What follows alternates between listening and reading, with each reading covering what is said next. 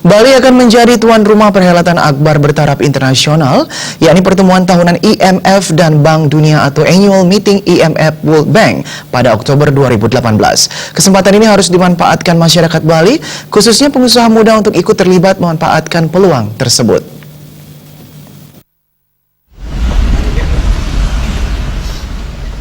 Menurut Ketua Umum BPC HIPI Badung Anagung Bagus Bayu Joni Saputra, perhelatan akbar yang akan berlangsung Oktober 2018 akan mendatangkan kurang lebih 15.000 delegasi dari berbagai belahan dunia. Hal itu akan berdampak terhadap pelaku bisnis di Bali, khususnya Badung. Di sana akan memerlukan jasa transportasi dan hospitality yang harus dimanfaatkan oleh pengusaha muda di Bali. Anagung Bagus Bayu Joni Saputra memaparkan terkait persiapan menyambut konferensi internasional tersebut. Pemerintah telah menggenjot infrastruktur yang melibatkan pengusaha muda lokal Bali.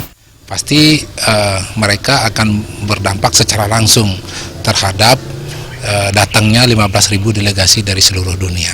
Samping itu juga turunan dari bisnis-bisnis hospitality, tentu ada yang insentif, ada yang conference, dan juga teman-teman yang bermain di travel itu juga akan berdampak. Samping itu dari sekarang teman-teman yang berbisnis infrastruktur sudah menggeliat. Jadi pemerintah sedang menggenjot bagaimana International Monetary Fund Congress ini bisa berjalan dengan baik, semua diperbaiki dan teman-teman terlibat di sana.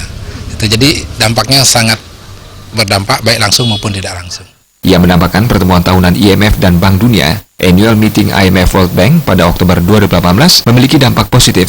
Semua aspek jasa di Bali diperkirakan akan meningkat pesat karena mereka tidak hanya mengikuti konferensi, namun juga berlibur ke Bali, sehingga diharapkan dapat meningkatkan perekonomian. Indrawan